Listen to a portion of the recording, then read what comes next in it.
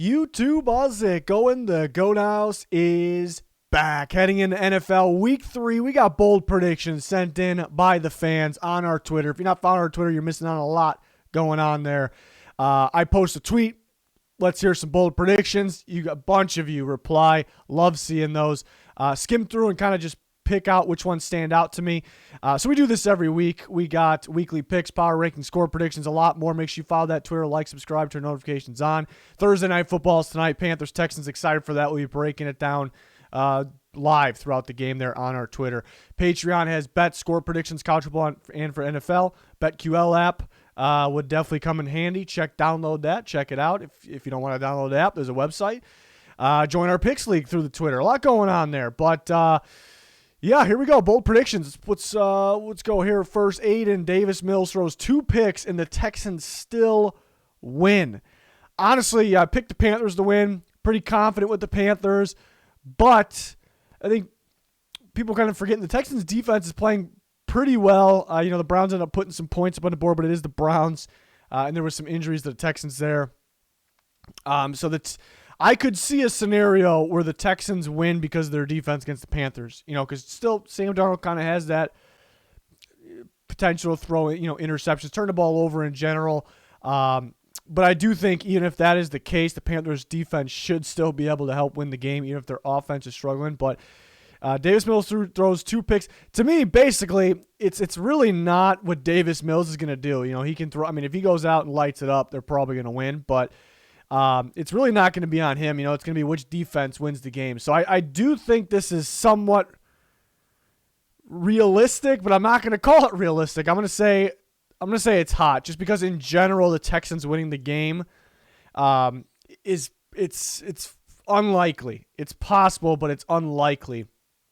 And you throw in Davis Mills 2 picks, it's unlikely they win. But again, I do think it's weird because we have one that says realistic. I could have called it realistic. I think it's hot, but it's also realistic at the same time, if that makes any sense, because if the Texans win, it's going to be because of their defense. So it didn't really matter what Davis Mills did, but again, they're big-time underdogs for a reason. I think even if the Panthers' offense struggles, I still think their defense can win the game alone. We're going to see, though. There's some weird Thursday night games, so we'll see what happens. Next from Cash Money, Texans will not score any touchdowns on the Panthers. I could see this. I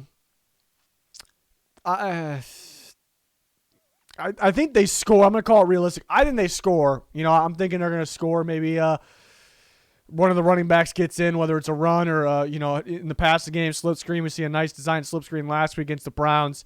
We'll see. Davis Mills, he's a pretty accurate quarterback. Maybe, he didn't look too good last week, but he kind of just got thrown into a situation against the Cleveland Browns, so maybe, and the Panthers, they're so young. They still got kind of that college field defense. I mean, their coordinator came from college a year ago, so maybe Davis Mills, fresh out of college, has the formula to beat them, maybe, and have a successful game here and get a touchdown on the board. So I'd say it's realistic to think this. I think they're probably scoring, though. Could have went with Warm on that one. That's a tough one. I like these ones that I can debate myself on. From Fun Guy, both Lions and Ravens offense rush for 150 yards. So both run for 150 yards. I would expect the Ravens to do so. Lions defense been struggling. They struggled to stop Aaron Jones in the run. They could get better as the year goes on, but dealing with Lamar Jackson, and I don't really care who the Ravens have at running back. Tyson Williams is their main guy, but I don't really care because that person's going to run pretty well, for the Ravens, but mainly Lamar Jackson. The Ravens are going to get 150. That's a guarantee. We'll lock it in. If they don't, the Lions are probably going to win the game. If you told me the Ravens didn't run for that many yards, maybe the Lions won the game, but for the Lions, that's tough. 150 is not that much, as a team. Maybe Swift gets, between Swift and Jamal Williams, they can easily even up for 150. And the problem here is it's likely the Lions are playing from down, so they have to pass the ball out. I think where most of the production comes from those running backs, looking at Swift, is probably in the passing game, small ball passing game, slip screens. So it's going to be close with the 150 yards.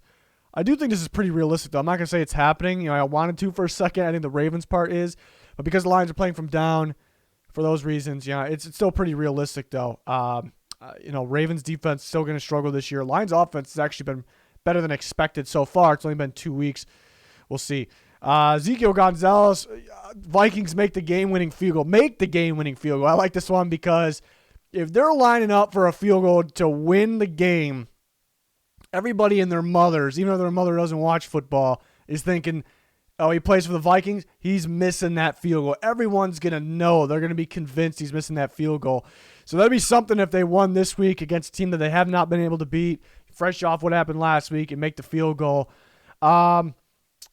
It's a tough one because I guess if there's 2 minutes or more left on the clock, there could be a game-winning field goal. I think most people mean by game-winning field goal as time's expiring. If that's the case, again, I think he's missing the field goal. I don't care how far at all it is. I think he's definitely missing it. But there could be such thing as a game winner if there's maybe, 2 minutes, a minute 50, minute 30, whatever it may be. And I think he would hit it if that's the case. But then would it be a winner? Because would the Vikings defense stop the Seahawks? So that's another whole other debate. I don't know. I don't really trust them to make a game-winning field goal, to be honest. But you would expect them to bounce back and hit it. Maybe the nerves are gone now. Now you think, I don't know. Every kicker's probably different. Probably have more nerves after you miss one the week before. I'm gonna say warm. Just put it right in the middle there. I would not expect them to make a game winner. If there was a good amount of time left, I think he would hit it. But would that actually be the game winner then? So that's an interesting one. Again, I don't know if there's anybody out there that's gonna be thinking he's gonna make it. And it would be Greg Joseph, that is, but. Vikings have not. I'm at the point, as a Vikings fan, where I don't even blame the kicker anymore because I fully expect him to make it. I used to yell at the kicker, through my TV. And it's not Blair Walsh. I did then. That's not the case anymore. You just fully expect him to miss it. He's in a tough situation. That's kind of what it is. So we'll see what happens there. I'm sure that game will be tight and probably come down to a field goal. I can smell it. A wholesome vibe. Sunday will be a Trey Lance coming out party. Packers can't stop the read option, and the Niners win big over Pack. I like the Trey Lance part of this. Not that I think it's a sure thing or I think it's happening, but I thought they would use Trey Lance more against the Eagles to get a little more offense because the Eagles' defense is pretty good, looks pretty good, and you maybe just throw them off game plan-wise, matchup-wise with that, and I think they would have had a little more success. That's besides the point what would have happened, but I was kind of predicting them to use him more, so that wasn't the case there. And they did struggle a little bit on offense. So against the Packers, a team that really struggles to stop the run, it would make a lot of sense. That's why it's a good one. It would make a lot of sense. I think they trust Garoppolo throwing the ball against the Packers defense, though. Some teams have been able to move the ball a bit. The Packers pass rush has been down in general, but mainly because Darius Smith is out. So if Garoppolo's got a clean pocket, you definitely trust him more than Lance at this given time. So for those reasons, I think they really stick with Garoppolo. So I'm gonna. It's tough going hot because Trey Lance, in terms of the matchup situation, makes a lot of sense, and they kind of could have been careful with him for 2 reasons so far. I've not used him that much for 2 reasons so far because he did hurt his finger going into week 1. They put him in and he threw a touchdown pass, but that and, kind of play it safe a little bit, don't overdo it, and maybe save him for the bigger games. They're pretty confident against the Lions and the Eagles, perhaps. Packers, a huge game prime time. So that would be a reason they use him because he's a matchup problem for the Packers and because they have been saving him for those reasons I just explained. But, again, I think when Garoppolo's kept pretty clean, he can throw. He can throw.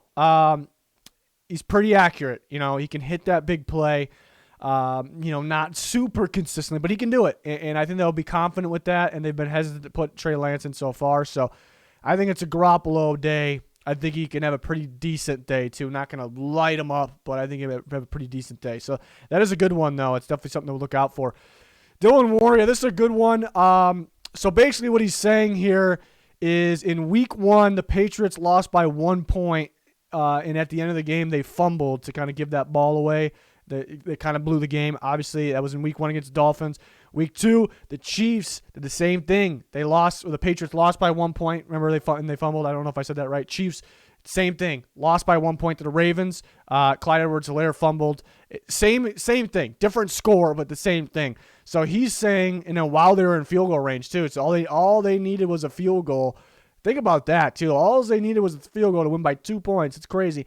And so he's saying it's going to happen again. So I like this one. Pretty creative one here. We haven't seen ones like this. So it happens again in week 3. And it's tough for me to, man, I could see it. I could see it. The Vikings almost did it in week 1 too. They ended up losing by 3. It was, they had a game, so they didn't end up losing by 1. So my point is, there's teams that are showing potential to do this, but yeah, I guess the tricky part is losing by 1. Fumbling, being in field goal range, and losing by 1, not 3 or 2, whatever. Oh, that's a tough one. I like this one a lot though. I almost want to call it piping because all that has to happen, but it's been so easy for it to happen and close to happening again even more. I'm gonna say piping.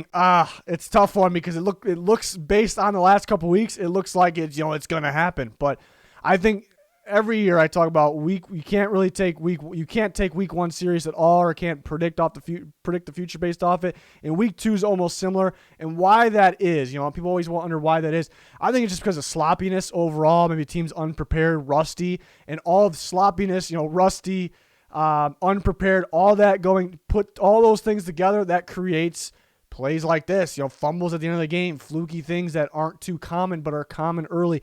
I think week 3. Sometimes it's week 4. That's the problem. Sometimes it's another weird week of week 3. But usually majority of teams by week 3, week 4 range start to figure it out. Everything kind of goes back to the way it should be. So I think it could be less of that happening. And again, team has to be down by 1, has to fumble in field goal range. It's kind of specific. So it's a very good one, though. I like that. I like that one for this video. Wyatt, Justin Fields gets benched for Nick Foles. That would be something. I think it's pretty piping. Justin Fields, he was kind of hit or miss last week. He had some big time throws. Some of them were dropped. Allen Robinson actually surprisingly dropped a pretty easy one. So he had some big time throws. He's a playmaker with his legs. We saw that as well. But then he did have the fumble that he was fortunate the Bengals didn't get, and he had that pick to kind of allow them back in the game, which wasn't good. So my point being, if he has those negative things that we saw, he showed it to us, so it's possible it can happen again. But even with that, I don't know if they bench him. Just keep him going, kind of maybe play it safe, have him run, have the running backs run. Because if you bench a rookie like that, that takes a lot out of him. So I don't think they would do that. I don't really expect him to make those turnovers on top of it. So another one of those where those turnovers need to happen. Probably an insane amount have to happen for them to consider taking him out. So I don't think that'll all happen. Even if it did, I don't think they would take him out for the reasons I explained. So I think it's pretty piping. They've pretty much been, it's pretty much, Nick Foles has kind of been swept under the rug to them a little bit. That's a damn good quarterback 3, let me tell you. Quarterback 2 for this week. You can almost argue that depending on the matchup, he's better than even Andy Dalton at times. But again, depending on who they're playing and the situation. But we'll see. I'm curious to see how Fields plays, how the Browns are, if they're ready for him. Now Fields knows he's a starter all week. I think that definitely helps. It should help. Playing a pretty good team, but that's a defense that's been struggling a little bit, more than we expected, probably early season things. So can Fields take advantage of that? It's just a big storyline I'm looking for here.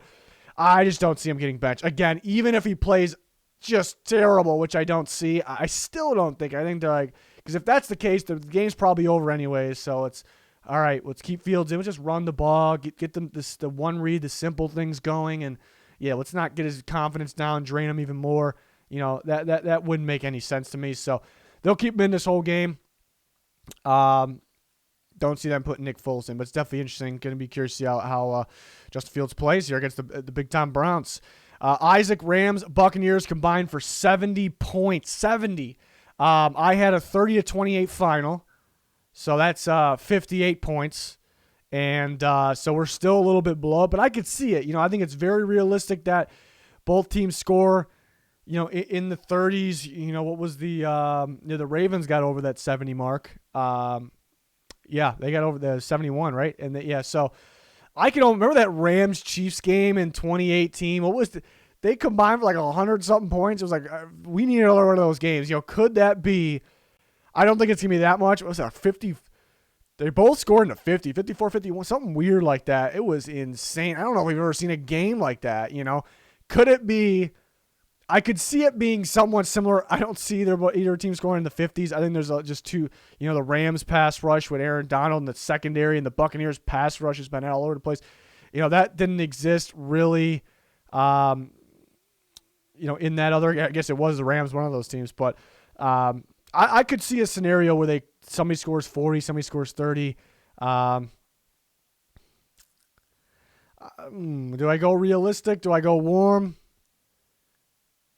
I'm going to go warm. You know, the Rams did match up against the Rams the Rams defense matched up well against the Bucs offense last year, created some turnovers. I don't think that's the case again, but maybe they, you know, there's some reasons there, and then AB might be out, you know, that could slow somebody down. And you know, maybe I think there'll be turnovers in this game too. But that could help, you know, the opposing team score, you know, maybe a defensive touchdown. So I think warm though on that one. Ryan Pollack, every lone wolf pick from Goat House predictions wins. So somebody that's picking a team by themselves. So first off, I don't know if you mean from like everybody of the Goat House, because our weekly picks, we had multiple. I had to write them down because I remember mine. We kind of can answer this twice here. I picked the Rams by myself over the Bucs. That's a lone wolf pick for me. And I picked the Eagles over the Cowboys. And then we had Old Yeller pick the Saints by himself over the Patriots. And Dan picked the Bears to beat the Browns. So if we're saying every lone pick out of all of those, so that means the Bears would have to beat the Browns, the Saints would have to beat the Patriots, the Rams would have to beat the Bucs, and on top of it, the Eagles beating the Cowboys. So all four of those at the same time. I think the Bears one makes it tough. I think it's pretty piping. One is bound to lose. You look at you grab like two or three of them, and you're like, okay, yeah, it's very realistic. But then you grab all of them. It's kind of like doing a parlay. You know, it looks good, but then one of them is going to lose. You know that. But if we're just talking about mine, it's kind of weird that I'm answering that. You know, I think he has to mean all of them. Yeah, I had the Rams and the Eagles, and I'm confident. I'm pretty confident. You know, with my picks. I think my since last year, when I kind of came up with the term lone wolf. I don't think I created that, but when I started using that lone wolf picks, I think I've only lost one since then. So it's been pretty high percentage lone wolf picks. So the Rams, the Eagles. Is it crazy? You know, people really knock me for the Eagles one. I'm more confident with that one over the Rams. They're toss-up games, though. It's hard for me to answer my own things because, of course, I think they're realistic. For both of them to happen, though, maybe we could call it warm. I think it's realistic. You definitely have to be asking about the question, or the prediction has to be for everyone here. It's hard for me to answer just for my own because, you know, I kind of trust my picks. They are a little bold. But you look at the Bucs in LA. Antonio Brown, it sounds like he should be out because of COVID. And then, you know, what else will spark from that? Jason Pierre-Paul, now it's coming out. He's going to be out. He has a shoulder situation, but they do have Joe Tryon to step up with Shaq Barrett. Rams got that offensive line. They're at home. I think they've been kind of saving some things offensively, but even defensively, they kind of haven't really been physical at the line.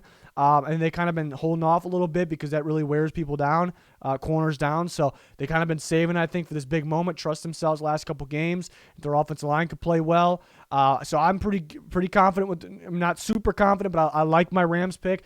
And the reason I picked the Eagles over the Cowboys, you know, the Cowboys could be missing some guys. Sure, the Eagles are as well.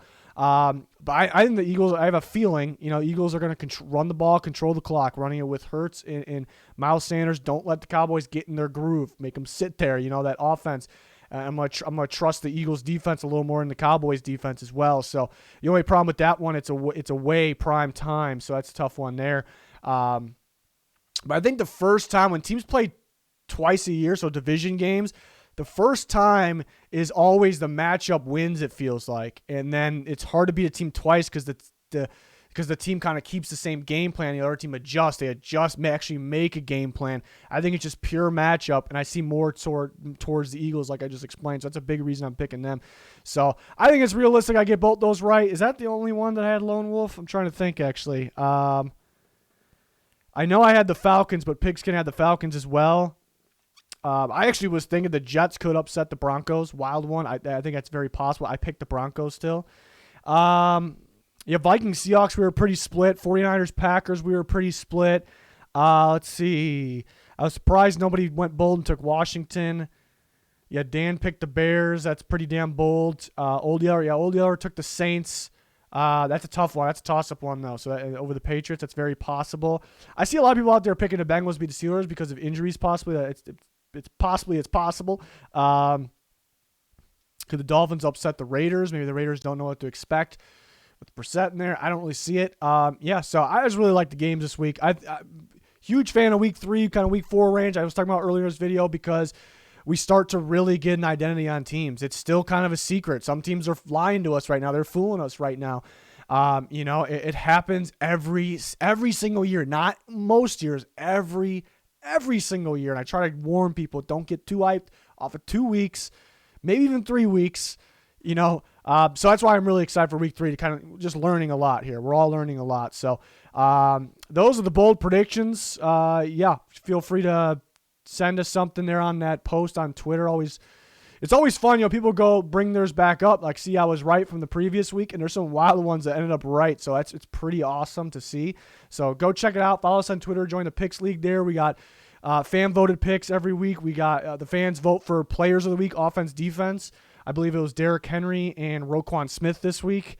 And I think it was 2 Cardinals last week, Kyler Murray, Chandler Jones. So, yeah, a lot going on that Twitter. It's the place to be if you're a football fan. So check it out. Like, subscribe, turn notifications on.